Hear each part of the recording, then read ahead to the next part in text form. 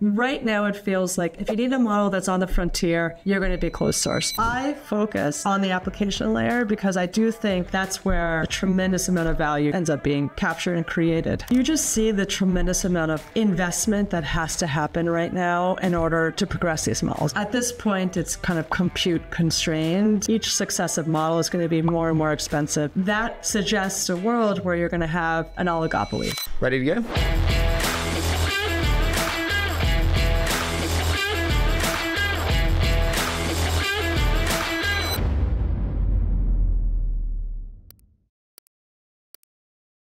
Sarah, I am so excited for this. I always love our chat. So first, thank you so much for joining me today. No, thanks for having me as always, Harry. No, but I want to start, for those that do not know, how did you come to be at Benchmark? I love a good story, Sarah. So, like, did they call you up and they're like, hey, join Benchmark? Is it over a dinner? Like, talk to me. What was that courting process? It's, it's a very serious decision for us when we bring on a new partner because it's a very small group. Right now, we're 5 general partners. And so it is a bit of it's a very deep getting to know you process. How it started initially was actually Peter Fenton reached out to me and we grabbed a coffee at Sight Glass. I was at Greylock at the time. And he just mentioned that for whatever reason, they wanted to get to know me and kind of talk about what it would be like to partner together. And I said no. I just didn't, I was like, Greylock it's a great group of people. They'd been nothing but great to me. And I'd been there for, a year and a half or so. And it just didn't feel right to me at the time. And so we kind of parted ways. And then they smartly had Rich Barden call me. I had met Rich at a prior event. And Rich, had been Rich is the CEO of Zillow, amongst other things. And he called me up and we talked about it a little bit because he knew the Benchmark crew very well. And he basically told me, he's like, look, what do you have to lose by spending time with the team? Right? Like, if you want to be great in this business, see how some of the greats practice the business of venture capital. And when he said it that way, I just felt like, he was right, that what did I have to lose by getting to know the team? And then as I did then start to get to know the team and see what felt so different to me about the way Benchmark practiced partnering with founders in this like very small, equal, very committed way of doing things. It was just one of those things that once you saw it, you couldn't unsee it, and so ultimately, thankfully, stars aligned and they felt the same way. And so it's been almost 7 years now. I promise we're going to get to AI, but I've just got such a man crush on Peter, okay? So He's amazing. He is so amazing. His brain is just majestic. You've worked with him now for a number of years. What makes Peter Fenton so good, do you think? I mean, how much time do we have?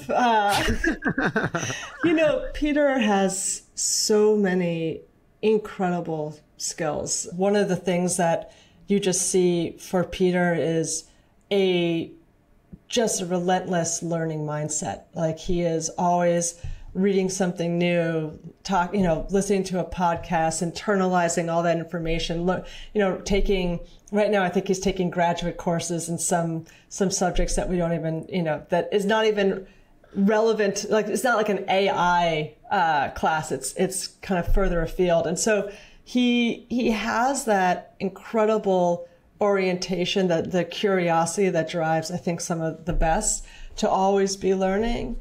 And then he has just many superpowers, the one that you always can't help but feel. And I think we've all learned every time I'm talking to a candidate for one of my companies and trying to close them, I feel like I channel everything I've learned from Peter, because his EQ around people, what motivates us, what drives us, what holds people back, and how important that is in the arc of any company that we end up investing in.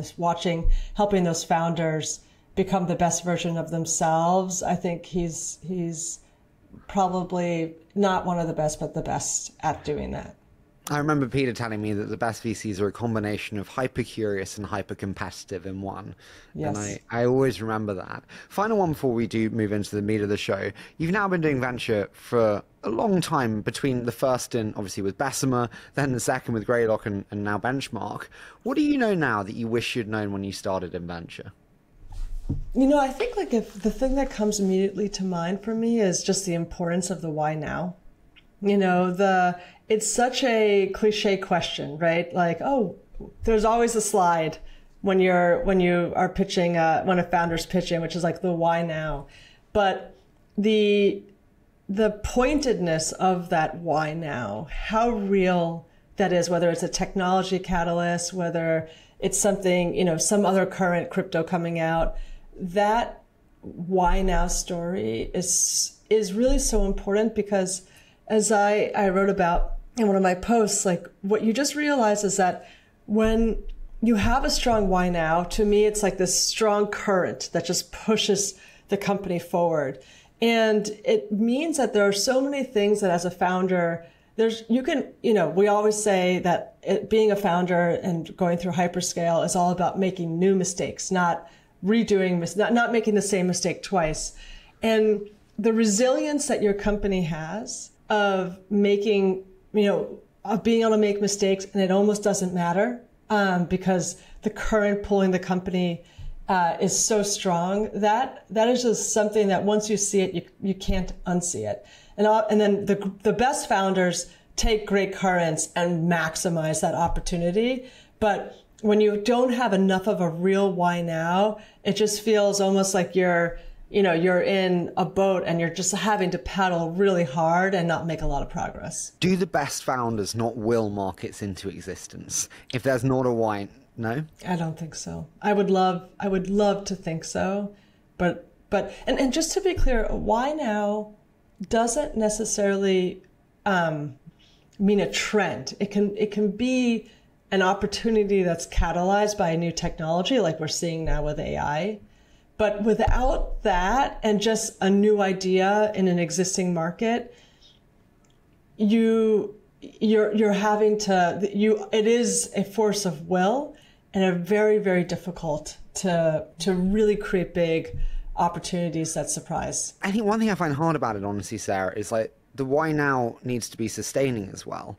And, so I looked at, I did BeReal's pre-seed or seed round, whatever the first round was. And I was like, the why now is authenticity, the need to feel like you can be yourself in a world of depression, anxiety on social media. The why now was quite clear and I could intellectualize myself into it. It wasn't really a sustaining why now. Yeah. And I find that hard. Would you advise me on anything on that?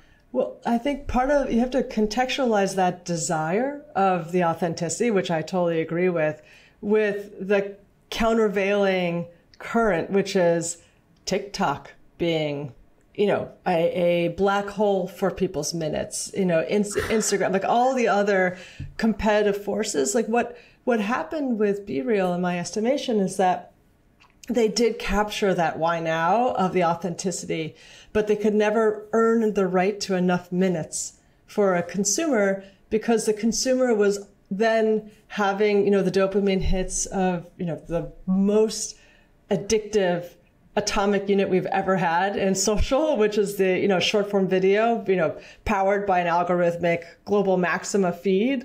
Like, you're competing against that. And so if you have that authenticity, why now, that's a little bit against this like avalanche. That's pretty difficult. Tidal wave should be instead of avalanche, but you get the picture. I totally get the picture, and I feel like you should be TikTok's CMO doing banner adverts. The black hole of minutes really just captures that consumer zeitgeist. Listen, I want to discuss AI today. We mentioned kind of, the TikTok algorithm there. Most people talk about AI today, and they talk about it being this sustaining technology. I'm really interested to start there. Do you agree with that as a positioning, as a sustaining technology? There's a lot of truth to this, and I think part of where this meme has come from, everybody talks about AI as something that advantages the incumbents. And when it advantages the incumbents instead of the disruptors, which are startups, then it's a sustaining technology. And there's no question that I have personally never seen in my career a time when it has been more true than that it's been this race, it's always a race of the incumbent to get innovation before the startup gets distribution. And it's just been so easy for incumbents to innovate because it has effectively been for this first wave of AI use cases, just implementing, an API from OpenAI, right? Mm-hmm. And so if you are Notion, if you are Adobe, instead of having to adopt a new product to do image generation or a new product to do kind of summarization of content, you can just use Notion or Adobe and get access to that technology. That's very much a sustaining way of using the technology. And so like the way I divide the world then is that if it's existing employees and their existing workflows, that, AI technology is going to be sustaining. And it's going to drive tremendous market cap for the incumbents. Mm-hmm. But that doesn't mean that there aren't disruptive opportunities for startups leveraging AI. And I think that the difference is that you have to really change the mental model that you and I have been trained to kind of think about startups for a very long time. And there's kind of two veins to that. The first is, we're so used to software, thinking of software and application software in particular as this like productivity improvement product. So you and I adopt a new software product, let's take Notion again, that lets us collaborate with our peers in our company, that makes us, just more productive in the work that we have to do.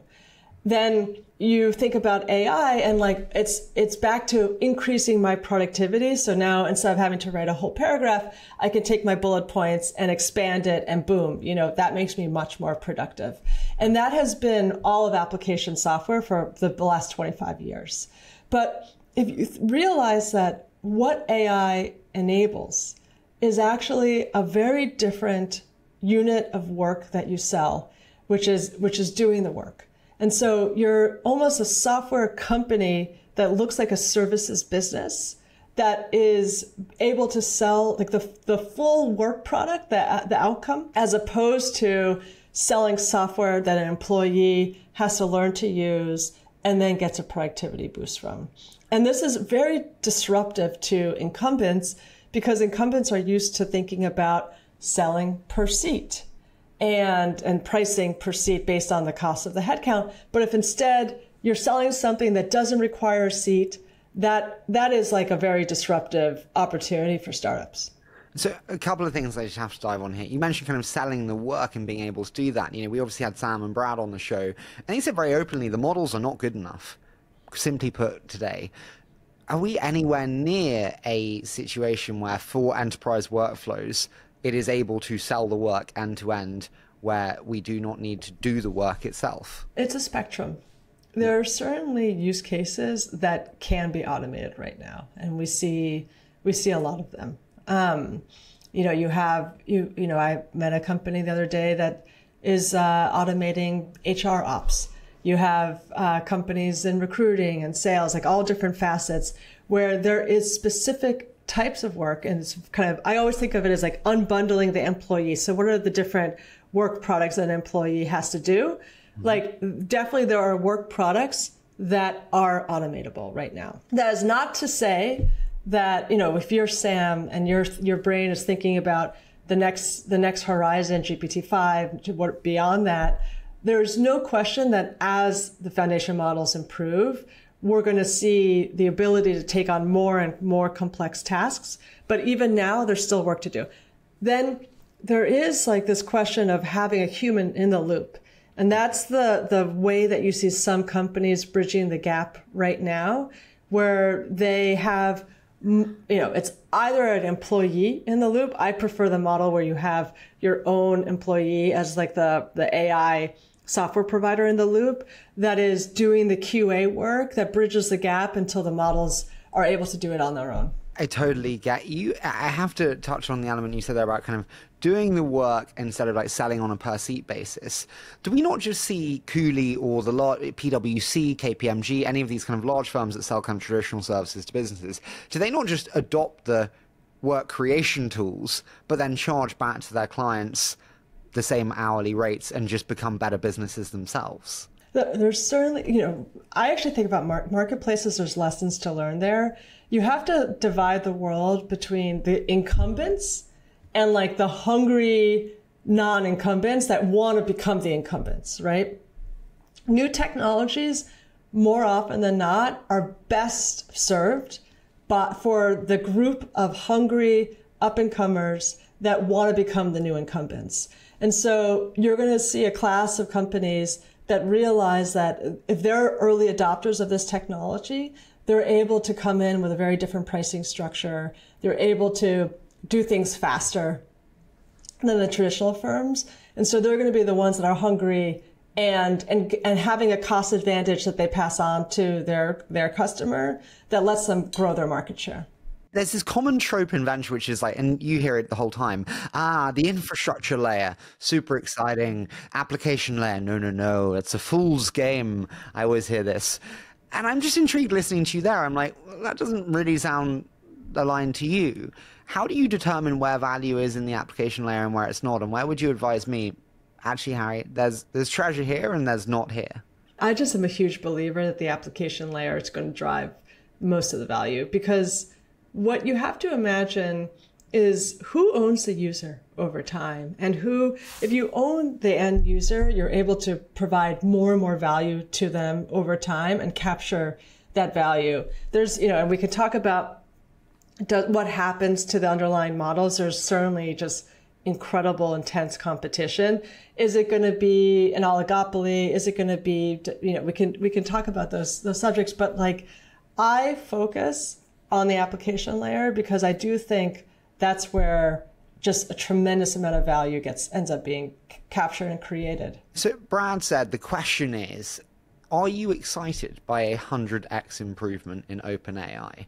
If you are, then you will be a sustaining technology. Yes. If not, Sam eloquently put it, we will steamroll you. Yes, yes. Do you agree with that? And do you think about that when investing in the application layer and the defensibility of it today? Oh, absolutely. I mean, I think all the companies that we invest in, they will only get better as the underlying models get better. And they'll be able to take on more work over time. They'll be able to, have better and better margins, better because they won't have to have a human in the loop if they do. That is part of what's so exciting about what's happening right now. I love this. This is like optimistic. I get bored of the pessimistic view on application layer. But one thing that does worry me is like, you're right, and you've said it before about user experience being better for a lot of the application layer startups and the incumbents who are trying to kind of embrace those technologies too, or those products too. But they're not like 5x or 10x better. They're like 15 or 20% better in a lot of cases. But the distribution of incumbents is so strong that Microsoft can just bundle it in and enterprises will adopt. How do you think about the distribution advantage of enterprise versus the user experience advantage of startups, and what ultimately wins?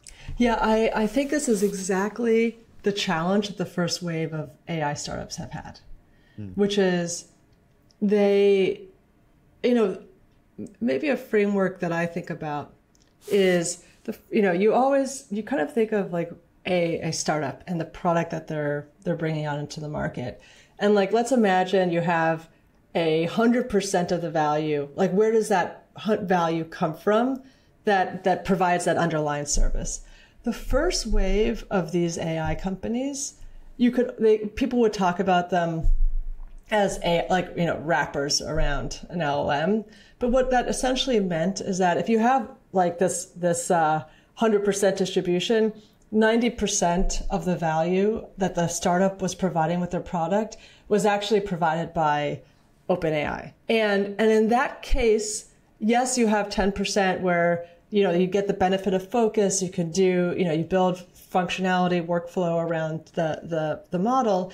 But at the end of the day, if you have a, notion, again, to our earlier conversation, that can just add that feature and then have it, kind of contextualized by all the value that they're creating with their application, that's a really, really hard battle to fight for a startup. But I think what is exciting is that there's now the new wave of companies that have really internalized what's possible with AI that are coming into the market with a very different distribution of value.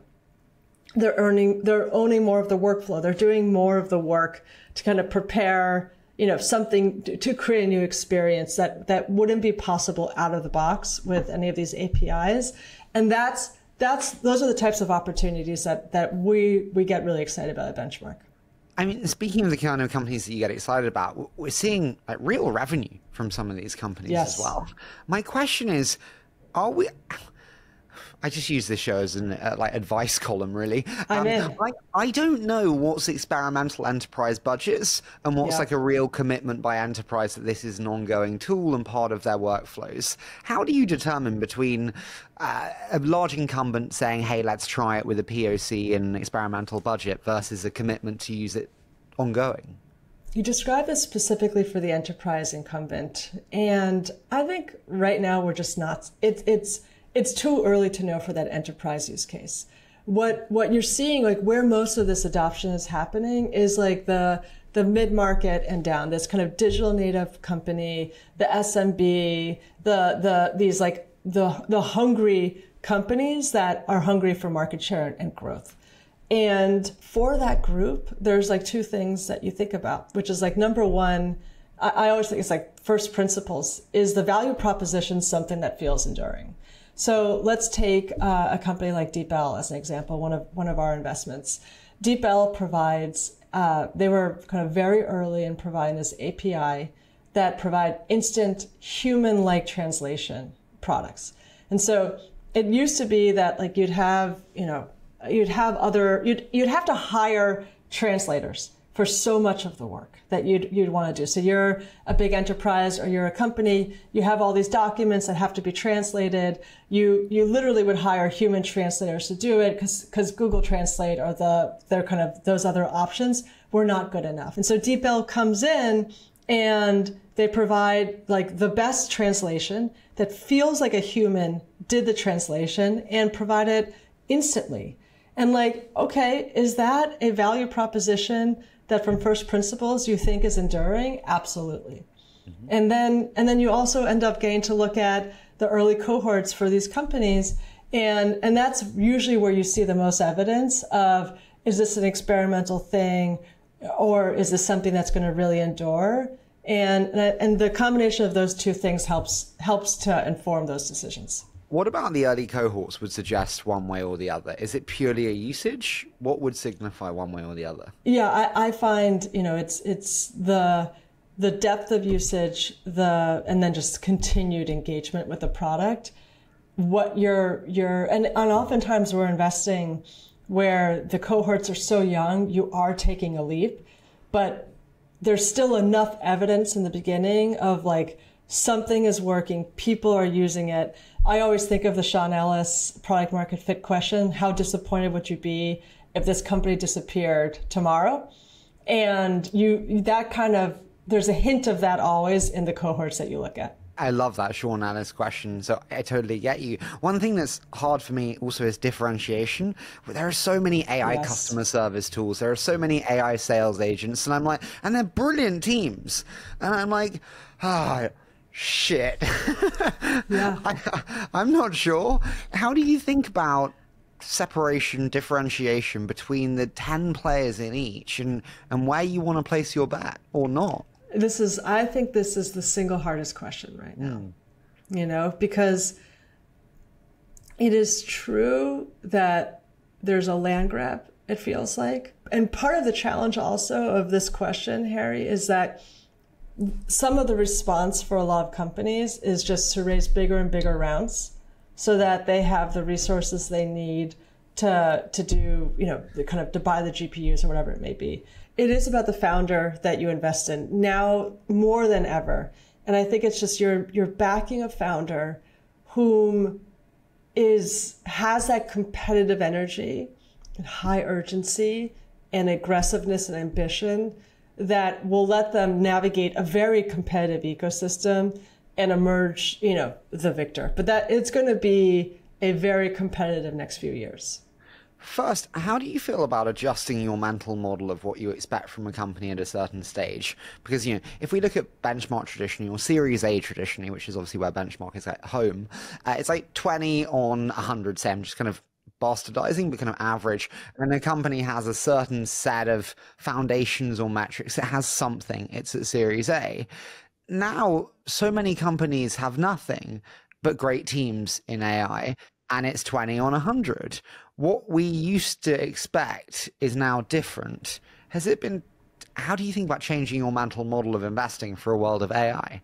It is very rational in a way, which is the opportunity size bigger? So let's go back to what we were talking about before, which is selling work. Part of the opportunity with selling work as an AI startup is that the market for that could actually be 10 or 50x bigger than if you were selling software. Why is that? You're selling a 95% productivity improvement instead of a 10% productivity improvement. So you're basically selling against the cost of the headcount as opposed to a productivity improvement for that headcount. And when that happens, and by the way, it also has an easier go-to-market because you're not asking an employee to adopt something new. You're selling a package of work. And so when that happens, you actually open up the aperture of how big a market can be. If you're opening up that aperture, then it's actually a rational decision to spend, for the valuation or the entry price of an investment to be higher. There are plenty of companies that you could be talking about where they're not selling work and they're selling a productivity improvement, or they're selling, an underlying, technology. And that becomes a little bit more difficult for me to rationalize. Another thing that I can't get my head around is like the dilutive nature of a lot of these companies, which is just they are cash machines. And I'm just worried, Sarah, that I'm going to put in whatever the check size is, 5 million, 10 million, whatever it is, and it's just going to be diluted to shit. The joys is I've also just got more blunt over time. How do you think about that and the increased dilutive element that's inherent within what seems to be this next segment?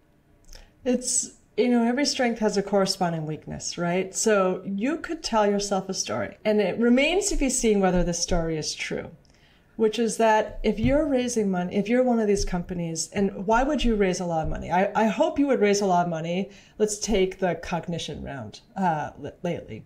You're raising a tremendous amount of capital for a company that I don't know if they have any customers yet, but I suspect it's very, very early. Why would you do that?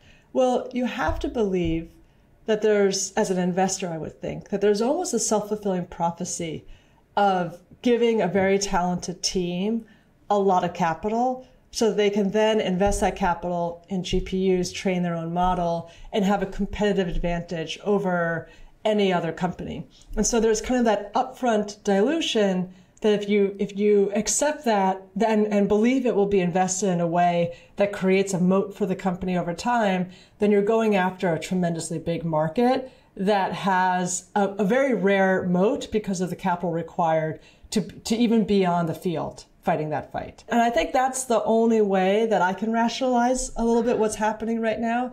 Otherwise, it just feels like there's, and us VCs, we always get into this, which is the FOMO capital deployment mindset, which doesn't always lead to good things. I'm throwing the grenade in here. It feels like we haven't learned our lesson at all, and this is where I'm like the grandpa. We're goldfish. I know, and so do you worry that you fall, like not you, but like, because we have to be prescient not to fall into the FOMO field and remain disciplined? It's something that Benchmark did incredibly well over the last few years, actually. You guys were one of few firms which did retain discipline. How do you think about that in this generation? What we always try to do is just remember what the end game is here, which is ultimately building a company that can become a independent, enduring company. And imagining what that might look like in the future and pulling forward that future into the present to think about the dynamics of the company and does it have the type of dynamics that lead to those types of outcomes? Usually what I think about is that escaping competition idea. You find those types of companies, something with a network effect as an example, you should lean in hard as a founder, as an investor in that opportunity, because they're very rare. And when they work, they lead to very large outcomes. That's very much a picking your battle type orientation. Like our way of thinking of things at Benchmark is that each of us makes 1 or 2 new commitments a year. And so it is this kind of stars aligning, sometimes feels like almost an unreasonably high bar to getting to yes. But then when we commit, it is like the full partnership committing behind that company. Somebody who is only taking on 1 or 2 new investments a year, doesn't have like a team to whom they're delegating, any part of the job. And those are the ones where we pick our battles. Otherwise, it sometimes feels like it's more a capital deployment game as opposed to like really focusing on the investments that you're making and how to make those really big. Does the nature of network effects change in a world of AI? When we think about a world of selling the work and not the service or the tool, does the nature of network effects change? B2B software has very rarely had network effects, right?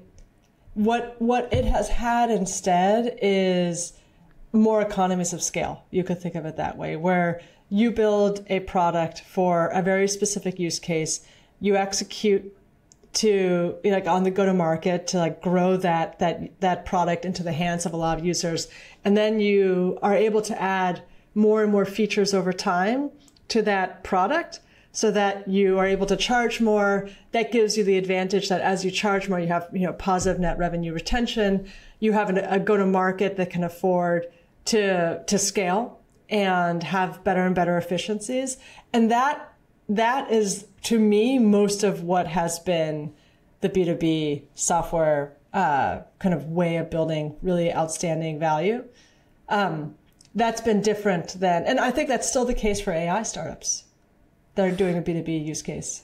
You mentioned very kind of specific use cases there. You wrote about, HeyGen, DeepL, 11 Labs. I actually spoke to all the founders before the show. I told you I have far too much free time. Amazing.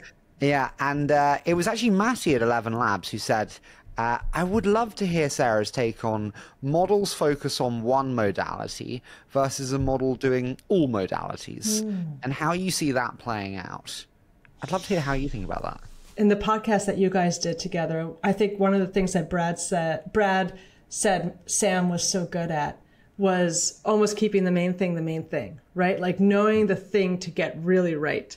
And it's very clear that for OpenAI, that is, the progression of GPT for them from 3 to 4 to 5 and beyond. And that means that the other types of models, you can imagine audio, the image, video, those are going to progress, but they're not going to progress with the same level of focus and ambition as the core foundation model that OpenAI is working on. They might progress as beneficiaries of that core work, but it doesn't have the same level of focus as somebody like Matti and his team at 11 Labs that's focused very specifically on a very specific use case. I totally agree with you. When we think about kind of attaining product parity, people always think that, actually, with that focus, you're going to be so far ahead. I worry that actually it takes incumbents less time to reach product parity with startups than we think or give credit. Do you think that's right? Or do you think actually with the focus that they have, they do present such a head start? Well, this is back to what the kind of that thing I said before of like what percentage of value comes from the foundation model. And I think, we could talk about DeepL.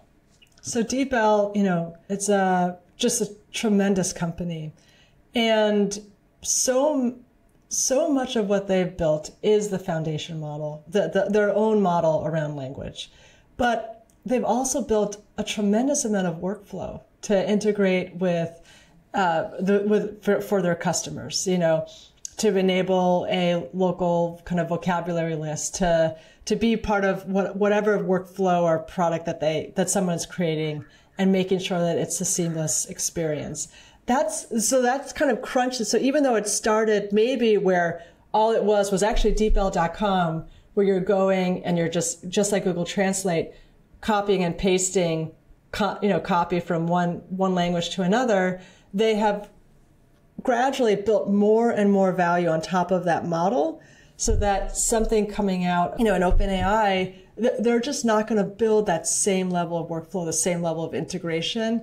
And so it's going to be, there's plenty of work to be done that's beyond the model itself. You mentioned they're kind of them building out their own foundation model. I'm really interested, if we move from the application layer to the infrastructure layer, how do you see like the, and I asked this of Sam, so I'm just intrigued to hear different data points. How do you see the end state of the model landscape? And do you think we'll see the commoditization of these models?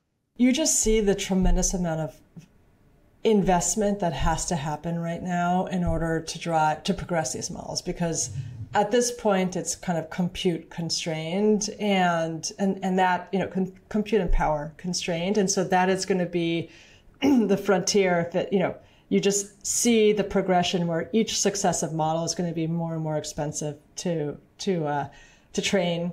And so that suggests a world where you're going to have an oligopoly. Why does it not get cheaper to train models? I thought the whole point was we got more efficient with time, not more expensive. The belief is that, yes, some of the underlying costs are going to go down, that the chips will get cheaper, will get better, the research is going to improve, but it's just more and more hungry for more compute. You can almost think of it as like a highway where you keep on adding more lanes and it just more cars want to go through. I think we just have a situation where it is a race, and part of that race, in order to be ahead of everybody else, is going to be this very expensive process of more and more specialized chips, more and more investment in that, more investment on the power side, which is actually becoming a real constraint given how power consumptive this, not just the training, but the inference itself is going to be. To train is going to just get more expensive. I mean, it's just going to be a bigger and bigger lift each time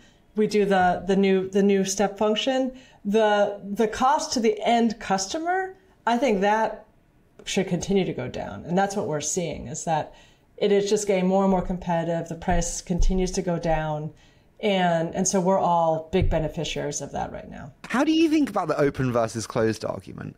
Like, again, I just think we see so many start open, go to closed. Is that the natural evolution of the environment? How do you think about that?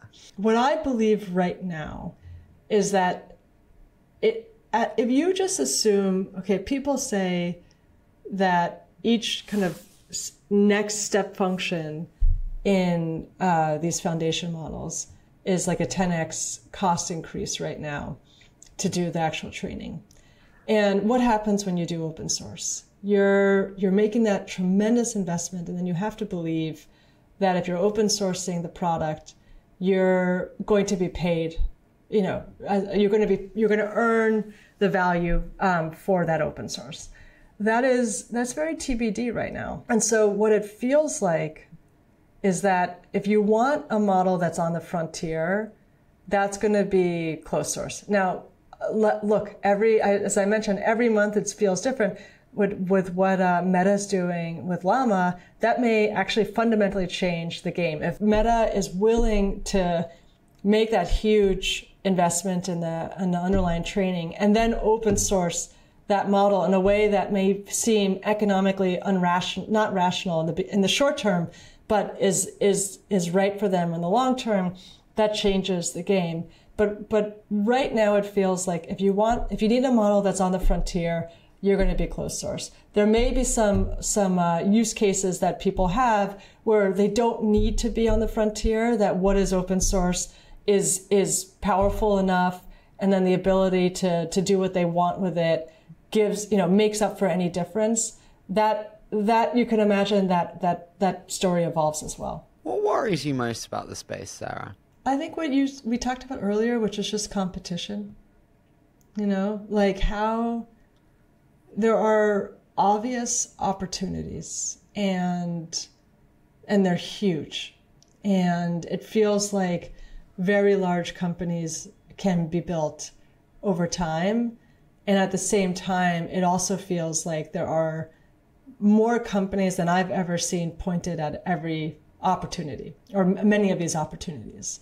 And so what tends to happen, back to this food delivery wars discussion that we had earlier, is that it ends up requiring a tremendous amount of capital because you are fighting tooth and nail for every percentage of market share. And someone emerges victorious.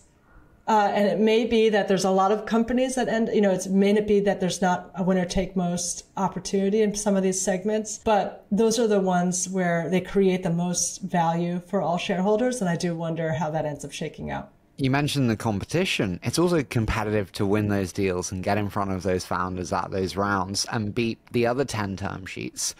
Maybe more broadly outside of AI, how does Benchmark win so effectively? Is there like a swarming of partners? How do you think about what it takes to win as a group and a partnership? You would be best served asking the founders that question. What I think about is that we just have a fundamentally different product that we're offering, right? The idea of Benchmark, what it means for us to make an investment in a company and partner with that founder, is that we are not delegating any part of that core work of that partnership to an internal group of consultants. Like what I experienced when I was at Greylock and saw is that Greylock had, when I was there, the best internal recruiting team. And I remember one of my companies, Sonder, was doing a CRO search or a head of sales search. And I was like, oh, great. And I threw over the search to our head of talent, Jeff Markowitz. And what I realized is that then Francis, the CEO, is forced to play this game of telephone where he is talking to Jeff about the recruiter or, some different candidates. Jeff's talking to me, I'm talking to Francis. And you realize that actually that model of partnership is more about scaling the GP than it is the founder. Like in that case, I didn't have to have the weekly recruiting call. I wasn't expected, I didn't think it was my job to have the weekly recruiting call on my calendar, to be in sync with Francis on every CRO candidate that he was speaking to. And so it saved me time and let me have meetings with other companies or do whatever I need to do. But it was worse for the CEO. Is it not just providing a better quality product? And I don't mean that rudely, but like Jeff Markowitz is obviously a specialist in recruiting, is an expert in his field. He probably provides a better quality recruiting product than you do, or than I do, or than any GP in the world would do. Is it not about actually just providing a better quality product? It's not something that is like you think about in a vacuum. It actually is, how well do you know the CEO? How well do you know the execs on the team? How much do you care about getting the right person, the best person possible in that role, than just having the seat be filled? How much do you know through the process so that you can really help close the best candidate? All those things, they're not possible with a specialist recruiter. Even if they're the best at their job, they just have so many other clients that they're responsible for. Their orientation isn't like an owner in the way that I feel like an owner of any of the companies that I invest in, but it is just a consultant where they want to get the job done. And so it's a very, very different mindset. And then I think part of what we do and what I've realized is that I have done so many reps of this now. That why does an executive recruiter become so good at what they do? It's because they do it a lot. And that's now what I have done. I have helped recruit and close so many candidates on behalf of the companies that I work with that it has become a superpower for me. And it's the same thing for all of my partners, is that we are collectively, what we aspire to is to collectively be the best recruiting firm out of any other place, because that is what we do day in and day out for the founders that we work with. What's your favorite winning story, Sarah? When you review the many deals that you've won as a team, what's your I remember that one? I'm fascinated. I could give two sides of the spectrum. I could talk about the companies where it is just very clear that there isn't competition, that there's such a strong connection with the founder, and, there's such a strong belief in what they do, and they feel that, and they feel the strength of the relationship, and they feel the commitment that it comes with our model, that you don't, even though there is competition, you don't feel the competition.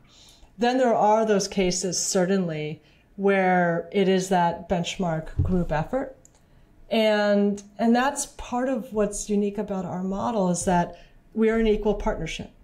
And so what that means is, if my partner Eric makes an investment and that investment's successful, I benefit at the same level as he does. And same, if I make an investment and it's successful, then my partner Chethan is the same beneficiary of that economic reward. And so we actually really do orient then towards the team. Like when one person makes an investment, all of us are making an investment in that company. And in the same way then, if one of us, if we find a company and we all feel like we should invest in it, it can be a group effort sometimes to make that interest felt strongly with the founder, and realize that kind of collective effort that will be possible for the founder moving forward. Huh. That's pretty cool. When you've made an investment and it hasn't worked out, what did you not see that you wish you had done? I think it's a couple things. It's often the why now that we talked about before, that just in the same way that you believed in authenticity, we can sometimes, you get into those ideas and you believe there's a why now, that may end up being ephemeral or not quite as acute and real. It doesn't have quite the momentum that you believe it had. And I see that scenario play out. Samir said that you say, I'm not going to be a founder's cheerleader. How do you think about, the VC being the cheerleader? And if that's not the case, what you should be? Yeah, what I always think about is like when we invest in a company, and what I feel most strongly is like, I am there to help you build the best company you possibly can build. And the means to that end is helping you as the CEO grow to be the best version of yourself. And if you're just coming to the board meeting and, being a cheerleader saying, go, go, go, not asking critical questions, not being truth-seeking, not thinking about how do we, pull that future into the present of like, well, what are the things, not just to hit the quarter this year, but to be able to scale with velocity 4 quarters from now. How do we start setting our company up for that success and pulling that future into the present? If you're not asking those questions and you're not asking, oh, I think I see one of the executives starting to have challenges scaling. Like, how do we support her? How do we make sure that, she has mentorship, and if that doesn't work, we actually find somebody new?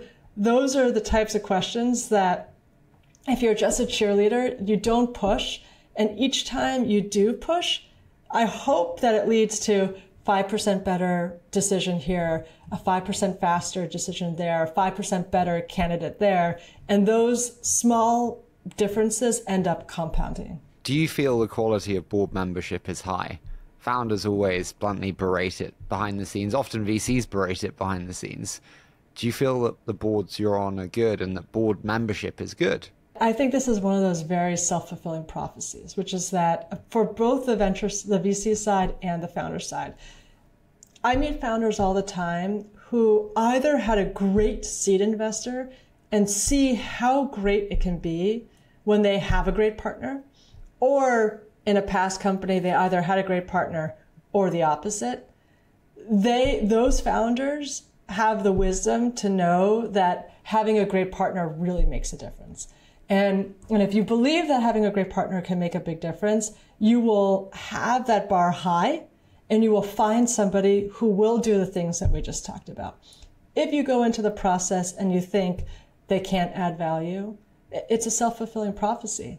And at the same time, what for the work that we do at Benchmark, if we believe that board members don't do any work, they don't make a difference in the outcome of the company, even if it's, and let's just be clear, the 99% of the work is for the founders and the team that they build. But there is that small difference that does come in at really important moments and can end up compounding. If we didn't believe that, then we're not, we would change the benchmark model entirely, because our model is built not to scale. It's built to make a small number of very focused investments, very committed relationships with the founders, and then from there have an impact on the eventual outcome. Final one, and then I promise we'll do a quick fire, but one can't always win. In the cases where one doesn't win, why is that? And has there been a change in how you approach the deal founders as a result of not winning a deal? What I think about is there are kind of two broad cases when we don't win. One is there's a couple examples that I think about where there's actually a selection bias that happens, where what we offer is we want to partner with ambitious founders who are willing to be vulnerable, recognize the things that they don't know, and help push them to be the best versions of themselves, build the best company they can build. And there were some founders, I remember one company I spoke to at some point, the CEO told me, he's like, and it's easy for me to say this now, but he's like, I want to partner with you, but I really think I need the platform. And that was a great selection bias decision for me, because that's just not our model. The other, example of that selection bias is a founder who just didn't want a board member at that point in time. We're not, that's fine. Like that's a great decision for that founder, and it's not that's not what we offer. There are certainly other cases where we lose, where it's, we're not, the valuation just gets ahead of us. The round size gets ahead of us. Maybe a founder feels like there's not quite the belief in what they do, although I find that very rare.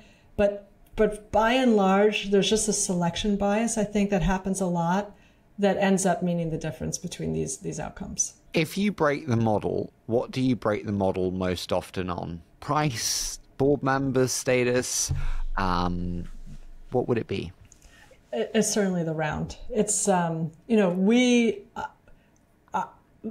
it's in my 7 years at Benchmark, I think I've seen one example where we broke the model on board, and it was for a small crypto-related company. Without question, that is our product. So it's very hard for us to break the model there.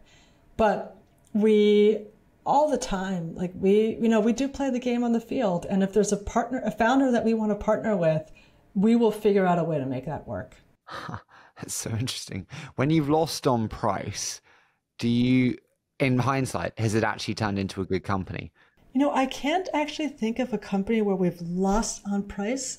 I can think of situations where we haven't engaged because we knew that the situation was just going to be not really part of our model. So as an example, these large, multi-$100 million investments in some of these new models or companies that require a lot of training, those are, and for all those cases, it's just too early to know. Final one, how do you determine when to pay up versus not to? It comes down to, do you believe that this is a company that can escape competition?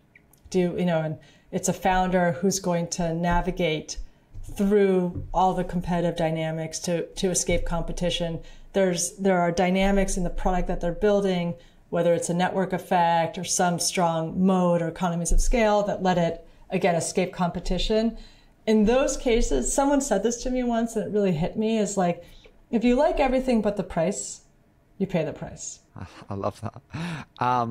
One person said to me the other day, a really good one, which was, if you're ever happy to take less, don't do the deal at all. Which is like, if you are going for 15 million, but the founder says, I really would need you to take 12.5, don't do the deal. like you should not be wanting to do less ever. Do you see what I mean? Yeah, I do see that. I think of it the other way, which is that if you are trying to use price to get you comfortable with a deal, you probably shouldn't do it. Yeah, I remember Peter Fenton said on the show, use price as a litmus test for your own conviction. Yes. Do you guys do the same for reserves? How do you think about reserves? We don't think about reserves. Period. Barely. We're very oriented towards our initial investment. And in that moment, you know, we are more ownership sensitive than probably most other firms. But then after we invest, we are 100% aligned with whatever objective the founder has.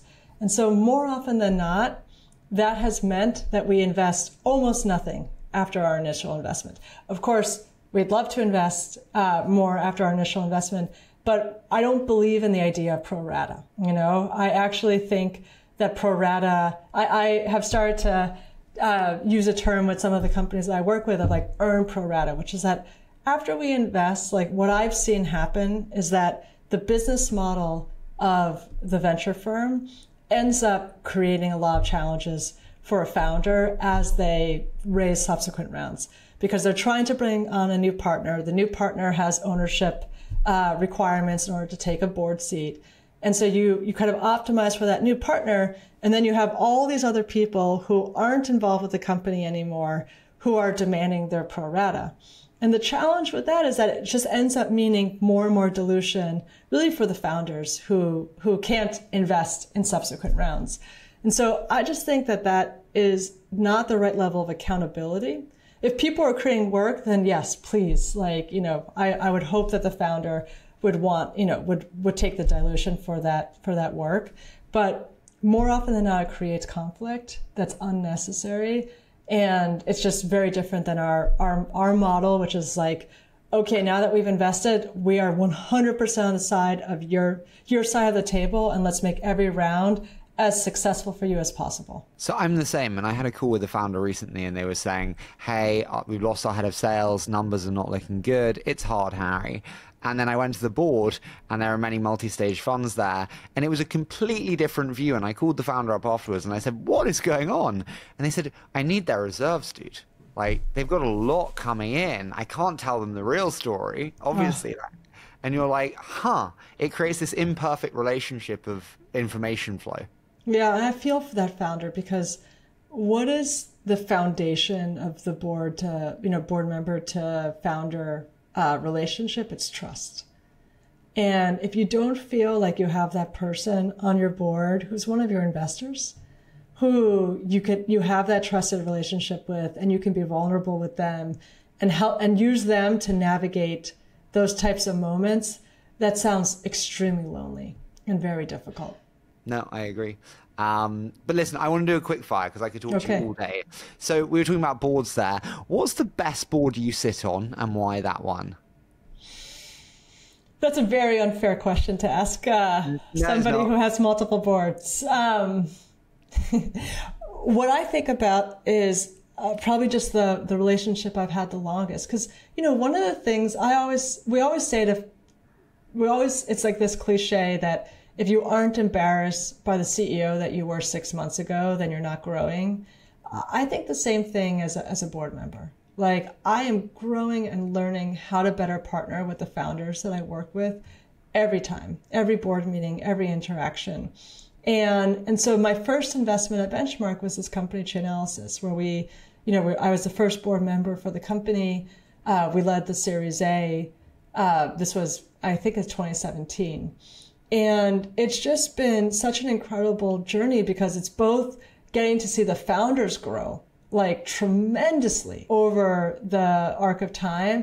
But then I also have benefited so much from, as the company has scaled, seeing all of the new challenges that come up and helping kind of navigate and learn from their growth.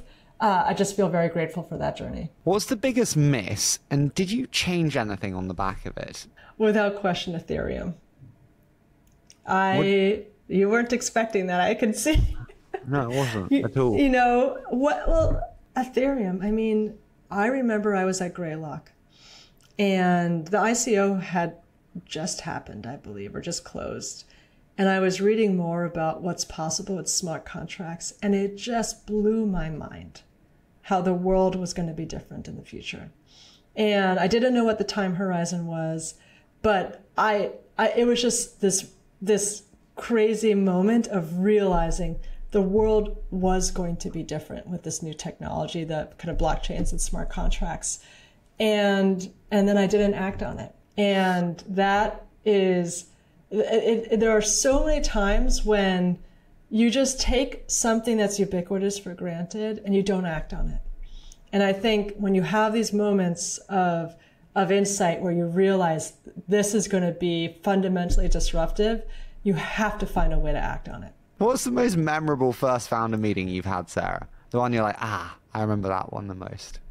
Without saying who the founder was, there's one founder I remember meeting, and I was just like, wow, I have never felt this force more strongly, that this founder was going to run through whatever walls that they had to run through. They were just like so deeply and intrinsically motivated that they were going to do whatever it took to make that company successful. Did it turn into a good company? A remarkable company. Well, there we go. You were right. What have you changed your mind on in the last 12 months? I'll go off piece here and say anti-Semitism. For me, honestly, like a year ago, I just didn't know. I didn't know how real and present it was. And there's so many crosswinds happening right now. There's so many. It's such a complicated topic, but to see it manifest right now, metastasize, has been really shocking and surprising to me. Going off piece with you on this one, I'm like, it's such an anathema to me because it's like such a strange concept, respectfully. Do you think they've always been like anti-Semites who've just been quiet and now they have the chance to be anti-Semitic in public? Or do you think it's like actually people who weren't, but it's just kind of, I don't know, pro-Palestine marches, and so it's kind of like just join in? Do you know what I mean? I'm sure. And look, just if you're pro-Palestine, it doesn't mean that you're anti-Semitic. But there is definitely a confluence of these two things happening, which is that there are people, and this is a lot of what people talked about during Trump's presidency, where suddenly the things that didn't feel like you could say had cover, and it let the kind of the vocalization of these things happen more. And of course, when some people feel safe to say something that was once regarded as not the right thing to say, then it makes it impossible for more people to say it and believe it. And so there's certainly a lot of that happening right now. But then also, like, we're all like, subject to osmosis. And if a lot of things get repeated, then it start to change people's belief systems. And I think that's part of what's happening right now too. Are you worried Trump will get reelected? I am. It's if you were to, I am not somebody who follows the polls very closely, but certainly what it feels like is that it's almost an inevitability. And that's a very scary thing for me, because I care about our democracy. But it seems to be the direction that we're going in. Penultimate one, how has being a parent changed how you think about investing and operating today? It doesn't change at all how I think about investing. I think the way it changes things is just your opportunity cost. I get so much energy out of meeting with founders. I wish I could spend 10 hours a day meeting with founders, whether or not there was an investment opportunity for Benchmark, just to be helpful, to learn, to connect. But the reality for me now is that there's an opportunity cost to my time that changes when you have kids. And so while the actual partnering with founders and then the investing doesn't change, that kind of marginal opportunity cost does. Final one. What's the most recent publicly announced investment, and why did you say yes and get so excited?